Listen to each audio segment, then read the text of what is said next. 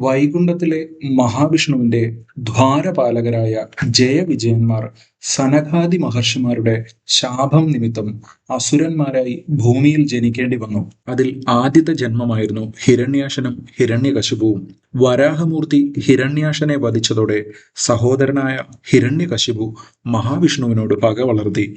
വിഷ്ണുവിനെ തോൽപ്പിക്കാൻ ഹിരണ്യകശിപു ബ്രഹ്മാവിനെ കഠിന തപസ് ചെയ്തു. തനിക്ക് മരണം സംഭവിക്കാത്ത വരം ചോദിച്ചെങ്കിലും ബ്രഹ്മാവ് അത് നിരസിച്ചു. തുടർന്ന് ബുദ്ധിമാനായ ഹിരണ്യകശിപു ചില നിബന്ധനകൾ വെച്ച് വരം വാങ്ങി. മനുഷ്യനോ മൃഗമോ തന്നെ കൊല്ലരുത്, പകലോ രാത്രിയോ മരണം സംഭവിക്കരുത്, വീടിന് അകത്തോ പുറത്തോ വെച്ച് മരിക്കരുത്, ഭൂമിയിലോ ആകാശത്തോ വെച്ച് മരിക്കരുത്, ഒരു ആയുധം കൊണ്ടും തന്നെ വധിക്കരുത്. ഈ വരം ലഭിച്ചതോടെ താൻ അമരനാണെന്ന് അഹങ്കരിച്ച ഹിരണ്യകശിപു ലോകം മുഴുവൻ കീഴടക്കുകയും ആരാധന തന്നെ മാത്രമാകണമെന്ന് നിർബന്ധിക്കുകയും ചെയ്തു. ഹിരണ്യകശിപുവിന്റെ മകനായ പ്രഹ്ലാദൻ ഗർഭാവസ്ഥയിൽ തന്നെ നാരദ മഹർഷിയിൽ നിന്ന് നാരായണ മന്ത്രം കേട്ടിരുന്നു. ജനിച്ചത് അസുരകുലത്തിലാണെങ്കിലും പ്രഹ്ലാദൻ ഉറച്ച വിഷ്ണു ഭക്തനായിരുന്നു.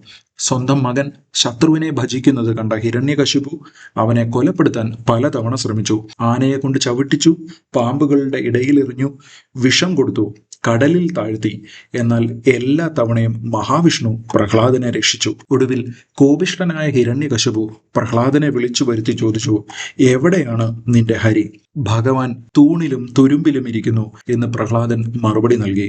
"അങ്ങനെയെങ്കിൽ ഈ തൂണിലുണ്ടോ?" എന്ന് ചോദിച്ച് ഹിരണ്യകശിപു തന്റെ ഗദ കൊണ്ട് സഭയിലെ ഒരു കൽത്തൂൺ അടിച്ചു തകർത്തു. അപ്പോൾ പ്രപഞ്ചം ഞെട്ടുന്ന ഗർജനത്തോടെ തൂണു പിളർന്ന് നരസിംഹമൂർത്തി പുറത്തേക്ക് വന്നു. സിംഹത്തിന്റെ തലയും മനുഷ്യന്റെ ഉടലുമായിരുന്നു ഭഗവാന്. ബ്രഹ്മാവിന്റെ വരങ്ങളെല്ലാം പാലിച്ചുകൊണ്ടാണ് ഭഗവാൻ അവതരിച്ചത്. ഒടുവിൽ ആയുധങ്ങൾ ഒഴിവാക്കി തന്റെ മൂർച്ചയുള്ള നഖങ്ങൾ കൊണ്ട് അസുരനെ വധിക്കുകയും ചെയ്തു. ഹിരണ്യകശിപുവിനെ വധിച്ച ശേഷവും ഭഗവാന്റെ കോപം അടങ്ങിയില്ല. ദേവന്മാർ പോലും ഭയന്നു വിറച്ചു. ഒടുവിൽ പ്രഹ്ലാദൻ ഭഗവാനെ സ്തുതിക്കുകയും പ്രഹ്ലാദന്റെ ഭക്തിയിൽ പ്രീതനായ ഭഗവാൻ ശാന്തനായി അവനെ അനുഗ്രഹിക്കുകയും ചെയ്തു. ഭഗവാൻ എല്ലായിടത്തും ഉണ്ടെന്നും ഭക്തനെ ഒരിക്കലും കൈവിടില്ലെന്നും അധർമ്മം എത്ര ശക്തമായാലും ധർമ്മം തന്നെ വിജയിക്കും എന്നതുമാണ് ഈ ഐതിഹ്യം നമുക്ക് നൽകുന്ന സന്ദേശം. നരസിംഹ ഗായത്രി മന്ത്രം ഭഗവാൻ നരസിംഹമൂർത്തിയുടെ അതിശക്തമായ ഒരു മന്ത്രമാണ്. ഇത് ജപിക്കുന്നതിലൂടെ ഭൗതികവും ആത്മീയവുമായ നിരവധി ഗുണങ്ങളും ഉപയോഗങ്ങളും ലഭിക്കുമെന്നാണ് വിശ്വാസം. ശത്രുക്കളിൽ നിന്നുള്ള ഭയവും ഉപദ്രവങ്ങളും ഇല്ലാതാക്കാൻ ഈ മന്ത്രം സഹായിക്കുന്നു. ശത്രുത കുറയ്ക്കാനും സംരക്ഷണം നൽകാനും ഇത് ഉത്തമമാണ്. അനാവശ്യമായ ഭയം, ഉത്കണ്ഠ, ദുസ്വപ്നങ്ങൾ എന്നിവയിൽ നിന്ന് മുക്തി നേടാൻ ഈ മന്ത്രജപം ഗുണകരമാണ്. മനസ്സിലുണ്ടാകുന്ന പേടിയെ ദൂരീകരിച്ച് ആത്മവിശ്വാസം നൽകാൻ ഇത് സഹായിക്കും.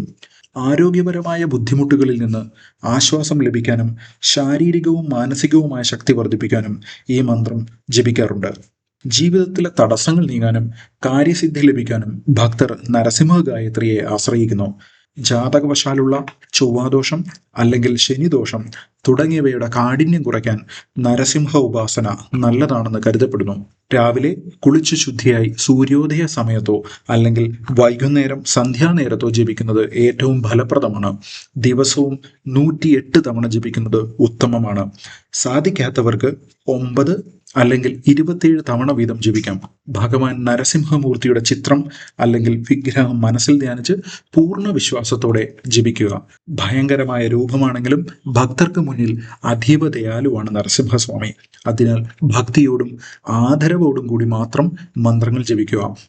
മന്ത്രം ഇതാണ്: ഓം വജ്രനഖായ വിദ്മഹേ തീക്ഷ്ണദംഷ്ട്രായ ധീമഹി തന്നോ നരസിംഹ പ്രചോദയാത്.